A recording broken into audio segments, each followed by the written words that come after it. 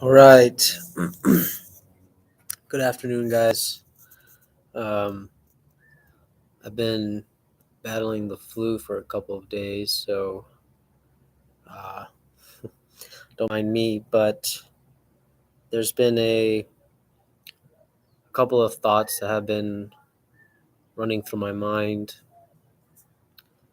I've been reading a lot of C.S. Lewis's book on mere Christianity and Thomas Merton's book called The New Seeds of Contemplation.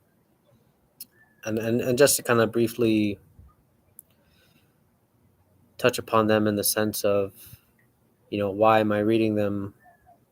Not that anybody needs to know why, but I read them because, one, I feel like C.S. Lewis actually builds a pretty strong foundation for understanding Christianity, that is not coming from an apologist, so to speak. He doesn't try to necessarily do apologetics, but he makes some points that he feels that basically, he basically says, like, if you agree to this, I mean, this is what Christianity is. Um, Now, Thomas Merton's New Seeds of Contemplation, it's so profound because it's more like it introduces you to a more modern avenue for understanding spirituality in our age, uh, or at least being able to come to grips with it, or yearn for it. Um, but besides the books that I'm reading, there is something that came to my mind when I was thinking about the problem of God. And the problem of God is typically, assessed and critiqued like an object. And and I started thinking, maybe that's the problem about trying to dissect God as a kind of object. Um, in in the Catechism of the Catholic Church, they make a wonderful breakdown about the Abrahamic word Yahweh. Yahweh, well, it's the Hebrew word, right? The Hebrew word Yahweh um, translates into I am. And I thought that this was a wonderful way to perceive God, because it would mean that God, if we take this translation, right, this translation of Yahweh as I am, it would mean that God, if we take God seriously, God is some type of pure subjectivity, essentially. And because God is this pure subjectivity, then the task of religion would then be to set boundaries and limitations and guidance to purify our subjectivity, essentially. And I thought, well, how would we know that we don't necessarily have like a purified subjectivity? And the reason why we don't have a purified subjectivity is, the case in point about the idea that we can be objective as human beings. We can be objective. Um, so, and it's because we can do and have objective theories and and so on, while simultaneously also being subjective in other areas. It would show that God is really the only pure subjectivity. Now, but here's the contradiction or the paradox. The paradox here is that if we say God is a pure subjectivity, then what's going to happen is, because God is a pure subjectivity, he is also at the same time a pure objectivity, um, which, again, it makes sense. It's the totality of I am, right? I am is the all of reality. So he is at the same time a completely objective thing. And and I thought that, understanding, I basically, I just want to say that, when I say God is a pure subjectivity, I'm acknowledging that I'm also saying he's a pure objectivity. Now, why do I bring this up? I bring this up because I feel that I don't believe God should be approached from an objective point of view, as if he was like some type of object. Um, I think the only time that you start understanding God as reality, reality as this some objective thing, it's only when you start playing on your subjectivity, or you start, purifying your subjectivity. Um, Now, I feel like, some might ask, why aren't you using words like absolute subject or something? Because that technically would be God also. I just say pure subjectivity to sort of get rid of, well, I don't want to necessarily involve like any Hegelian notions here. I think, some Hegelian notions can be applied, but I guess what I'm just trying to say is that you don't need to know Hegel to understand what I'm saying. Um, but God himself as a pure subjectivity. And so that, again, that would mean that we are not pure subjectivities. Another way to approach this would be the idea that I think Henry Bergson talked about this before. Hey, You need water or something? No, I'm good, man. Thanks. I got water. Um, so I have the. Sorry, that's my train of thought, real quick. uh, the oh yeah, Bergson. So Bergson talks about how in reality nobody's a pure individual. How we all have our, basically our DNA is always, we always carry some parts of ourselves that is dead. So in essence, we don't ever really have a pure individuality. Um, so that's how I also would incorporate the idea of that we never have like a pure subjectivity.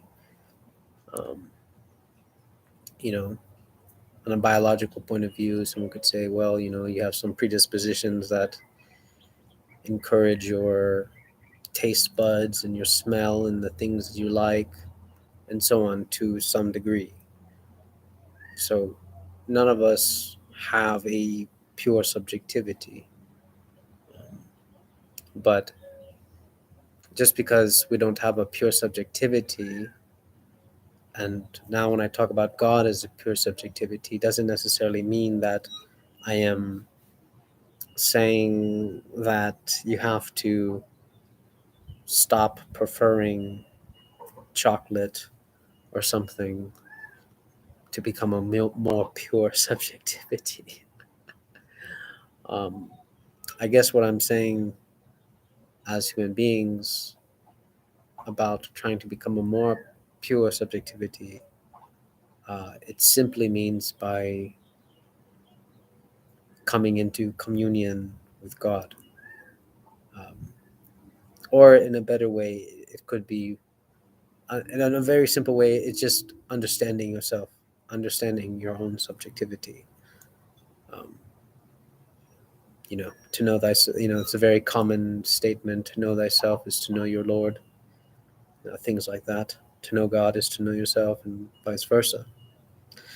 That's basically what I'm saying when I'm talking about that religion is built there upon to guide our subjectivity.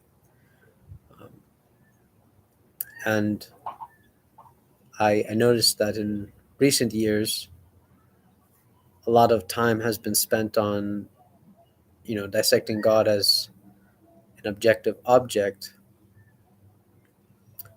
Uh, and so now I think ironically, we've created this big system of rationalization. And now that we've done away with God through rationalization and through objectivity, um, we now believe in sort of top down rationalization and so on. But I think the whole point of why God left the scene is because it was something that was not initially supposed to be objectified in the first place.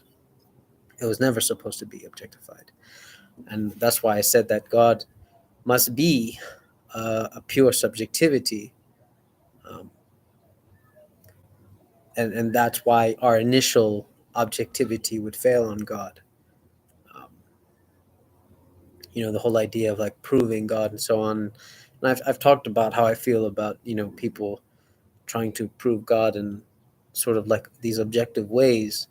Uh, like philosophy, I've spent so many years talking about like, well, if God is in time, then we have this problem. But then if like God is outside of time, then we have like this problem. For me, it actually all those philosophical discussions completely miss the point. Even the argument about contingency and you can't have infinite regression, so therefore God must exist, and so on and so on and so on. Again, these are all just kind of rational, apologetic, objective arguments. And one, as a Christian, I'm simply just not interested in those things. Maybe I was way back then when I was like, in my young 20s, because I'm almost 30 now. But and I think it has done a lot of harm because that's what a lot of atheists, nihilists will spend time doing. They'll just spend a lot more time talking about how a God in time or outside of time doesn't work, or a God that has contingency doesn't work. And again, I feel like for me that is completely missing the point. And it's because too many apologetics spend time trying to prove God and rationalize God to some degree and all these other aspects. And it's just pointless in my opinion. But on a personal level, if we place God as something, if we entertain the idea of God as being like a pure subjectivity, knowing full well that none of us have a pure subjectivity, um, and that religion is there to sort of guide and uh, nourish our subjectivity in some fashion. Because I mean, it for me, it actually kind of makes sense why religion kind of has to like nourish our subjectivity, because every religion has like these set bound of commands and rules that you have to follow, that our own preferences and subjectivity don't necessarily like to do, or find it difficult to do. And I think it makes sense. But I think that's really what I want to say. And yeah, and don't forget that I also said that once you realize that God is a pure subjectivity, then it follows it's also pure objectivity because it's in that paradox. Um, Now, for weak perennial arguments, I recently watched a video from Jonathan Padu, and he was giving his talking about how perennial philosophy has like this irony, which I agree that the perennial philosophy has this unintended irony. The unintended irony is that once people start hearing about perennial philosophy, they start getting this mushy universalism, or basically it's like a trash universalism where they go, yeah, um, all the religions are the same, they come from the same source and so on. But I I agree with him that it has unintended interpretations where it can lead to new age type of religion and thinking of spirituality, or maybe where there's people are just you know picking here and there about what they want. um, Now, i agree I agree with him on that fact. It has that unintended irony. However, it doesn't negate its strong proposition, in my opinion. um, those interpretations don't those unintended interpretations don't negate those propositions. It just, for me, it just kind of proves the idea that not really everybody should know about perennialism. Not everybody, uh, and so on. Uh, Now, the other thing that Jonathan Paju says is, I know I'm pronouncing his last name wrong. He talks about how you know the other unintended irony is that because perennialism is identifying this whole other, um, not this whole other, but like this sacred unity, that perennialism is acting like some type of like superior religion. And that was something that I disagreed upon. I would say perennialism is really just a philosophy of describing. It's just describing. It's not, I mean, to be honest, it's not really something that you can follow, so to speak. It's just more like understanding that all these religions that have sacred traditions rooting way back have an underlying core, and that's it, right? That's essentially it. um, and there's really nothing else. The only thing that perennial can keep doing is kind of keep showing you perennialists can keep doing is kind of keep showing you the similarities, and trying to keep proving to you that there is this underlying core. Um, that's it. There's nothing else to gain from understanding perennialism other than that. Now, the consequence of saying these things is that people start thinking, oh, well, now I can just choose any religion that I want to, and follow. I Or start mishmashing. To some degree, I agree and I don't agree.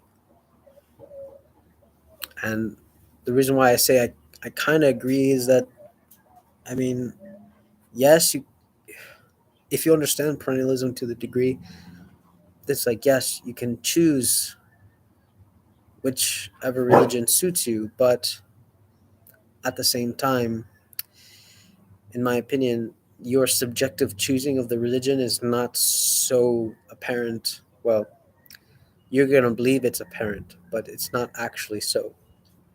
And this is some work that I've been doing. And the work that I've been doing is that actually your experiences, your intuition basically the religion will choose you, and you won't necessarily fall into some subjective whims, but that will be for another time that I will go into.